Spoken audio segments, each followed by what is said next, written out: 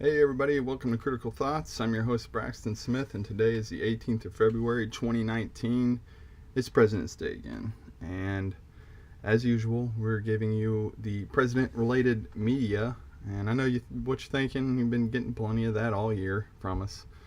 But we obviously, like we've done before, we do the more history related usually with the best and worst presidents, but today we're going to change it up a little bit. This year's a little different.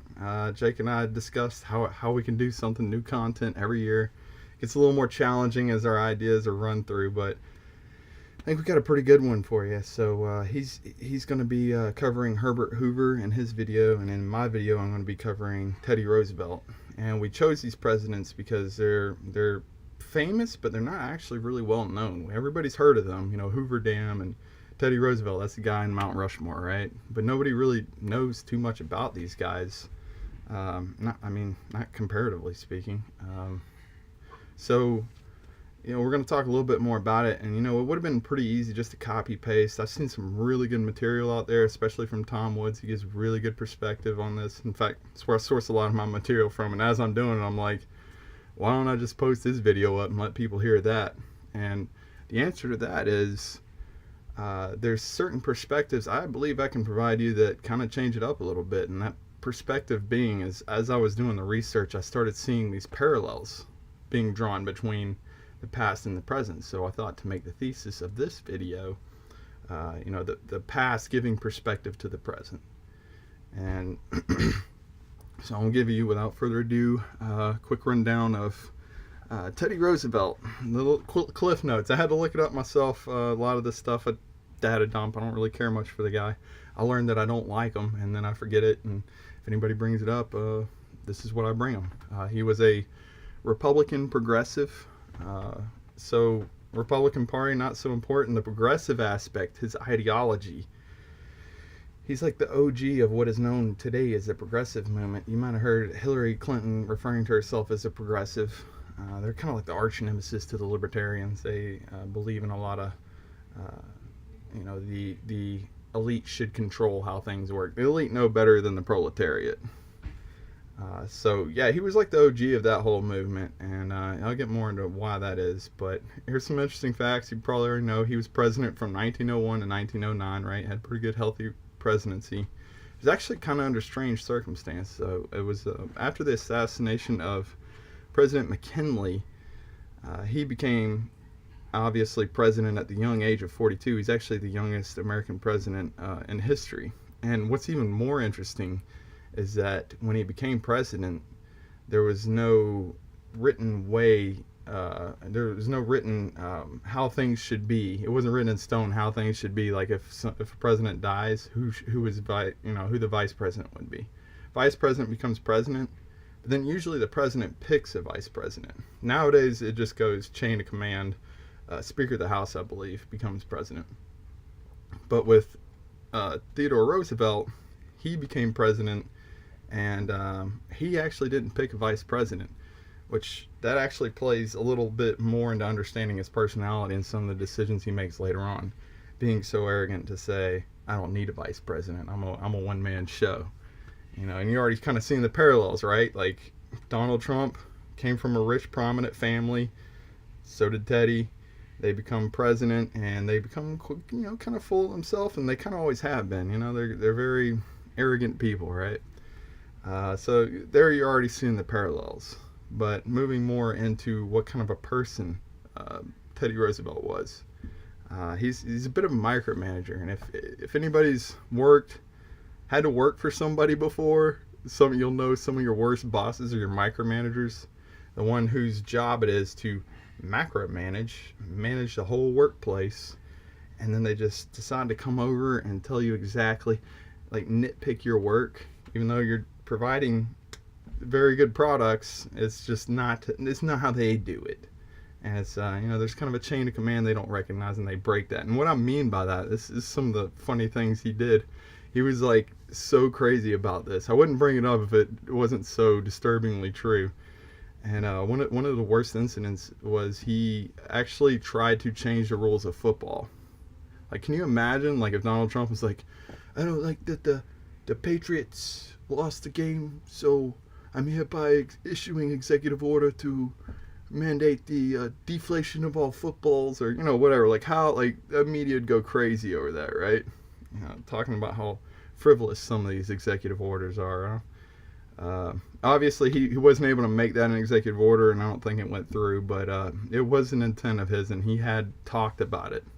However, there was one that was real petty that he did get through, and this one was ordering the government printing office to change the spellings of over 300 different words, because he just hated the way certain things are spelled.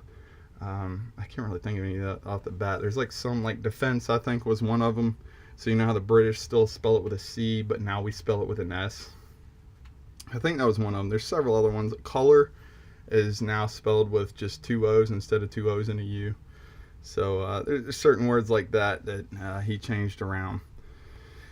And yeah, just talking about how conceited he was. He thought he had all the answers, and he wanted to get into every single aspect. Like he had every single correct answer. He had a God complex. And, even his own son, actually, I thought this is hilarious. His own son was quoted saying that his father wanted to be the bride at every funeral and the bride at every wedding and the corpse at every funeral. That's a lot coming from your own son, huh? And, that translates into, like I said, it keeps building up. It keeps adding to this persona that we come to know as Theodore Roosevelt when he signs these executive orders into place. This is where it actually translates into today. Look at all these executive orders, people talking a lot, especially today, about executive orders. Trump wanting to make a declaration of emergency in regard to the border, and sign executive orders to have it funded. And people are screaming top of their lungs, you can't be doing this, it'll set a precedence. The precedence has already been set. I mean, you had Theodore Roosevelt, what is that, 200 years now? I'm not good at math. Over 200 years ago, and here he was signing off 1,000 executive orders. Over 1,000 executive orders he signed. Donald Trump, 96 as of now. Barack Obama, 277. These guys Obama and Trump are chumps compared to FDR, 3,728. And not to eat my own here, but the libertarians, even Calvin Coolidge, had 1,500 executive orders he signed. So before we start screaming about, hey, the constitutionality of using executive orders, I think it's important that you look at the context under which these executive orders are signed. Are they a worthy cause? And a lot of people would say, well, surely Theodore Roosevelt signed some very worthy executive orders.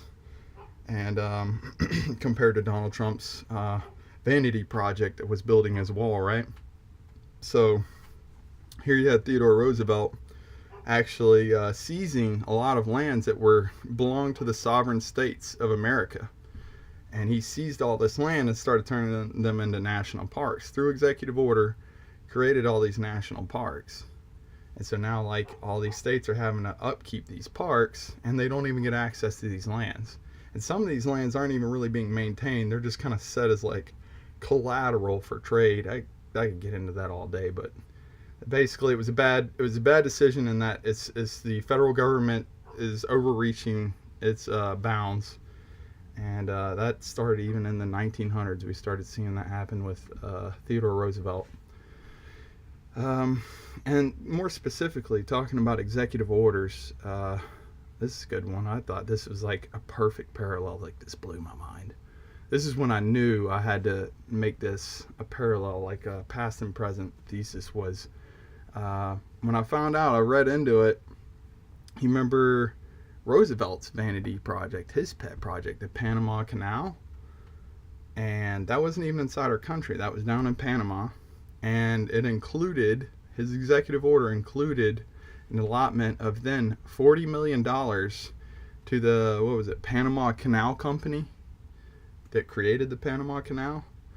Just to translate that into today's dollars, that's $11.15 billion, which is actually more than the money Trump's asking for. And see, the difference between these is that's an investment as an investment opportunity for like our country's economy to kind of make bank through shorter trade routes and kind of like inside deals with contractors. Whereas with Trump's executive order, it's an issue. It's the most basic function of federal government. It is the defense of a nation. Really, he shouldn't even have to sign an executive order.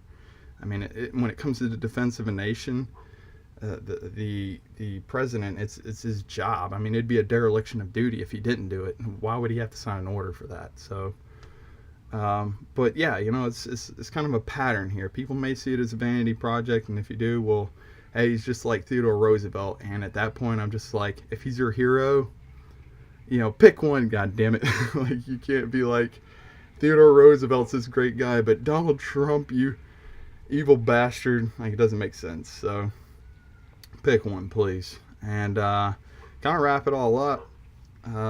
Getting towards the end of it, coming around the corner on Theodore Roosevelt's biggest evils, really. He was an imperialist. He started the whole imperial movement, really. As far as I'm concerned, I guess you could argue maybe Andrew Jackson, kind of, but Theodore Roosevelt was the one that was going into the Philippines.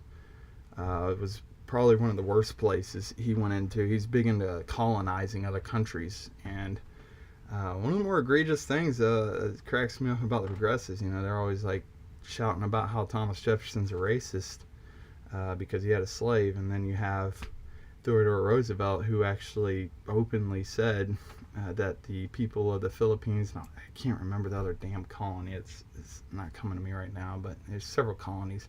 He felt like the indigenous people were genetically inferior and unfit to rule their own countries and needed to be guided by white people. And I'm not going to harp too much on that because at the time it was like, I think everybody was a racist, really. I mean, it's like everybody was kind of an asshole back then. Like the part that bugged me though is that he was going into sovereign nations, and it was kind of like, at a certain point it's okay, but now we're a little more civilized. Okay, we've accepted a code of ethics. We spilled all the blood we needed to spill, and he was still trying to go at it, just trying to spread his ideas that he thought was correct. Oh, you people are living all backwards and wrong. Let me show you how civilization really is. And it's at this point it's kind of up to the indigenous people. But it was interesting too, though, because here he was trying to spread his ideas of freedom through force. He conquers the Philippines and then makes it against the law for them to reattain or even talk about reattaining sovereignty, and then has public schools teaching them about how great the Declaration of Independence is. So you have that hypocrisy, and then one little bit I'll throw in for the capitalists to make up for my little stab at Calvin Coolidge earlier. Andrew Carnegie, everybody hates on him for being this evil, greedy capitalist mogul, but he actually offered $20 million, which I guess at that time was $5 billion, adjusting for inflation. He offered this great amount of wealth to actually purchase the Philippine colony from the American government so that they could be liberated, and was ultimately turned down. So like if you actually look into it, it's interesting. There's like a league of anti-imperialists, and Andrew Carnegie was one of them. And it's just weird that now, and how it translates into how we are now, Theodore Roosevelt started the whole imperialist movement, and what are we still doing to this day? We're still setting up all these presidencies in South America. If there's anybody from South America listening right now, I'm sure you nodding your head, right? South America is just rife with American government plants. We have the CIA. I mean, that's what they're famous for. They go all over the world. They pick the candidates we want that are going to benefit us. Like Maduro, for example, didn't want to go the petrodollar, and now we're trying to push him off for, what's the guy, Guaido? Hope I said that right. Who was a plant who was going to switch Venezuela back to the petrodollar to keep us in power, basically. So we have all this stuff going on, and it's just been repeating, the past repeating itself. So anyways, I think that's it, really. If I had to sum it up, I would say we really need to know history like this to understand the present. And when we see it in this big context, we kind of understand the big plan and what's happening. You see the pattern. Theodore Roosevelt is a narcissist. He's power hungry. He's conceited. And he wants to conquer the world. He wants to be this Julius Caesar, conquer the world. And you see it through every action he ever did. There's patterns and presidencies that you can see that tell who that person really is. And I guess with that, thank you for tapping in through Critical Thoughts, breaking through the white noise and bringing the media that matters.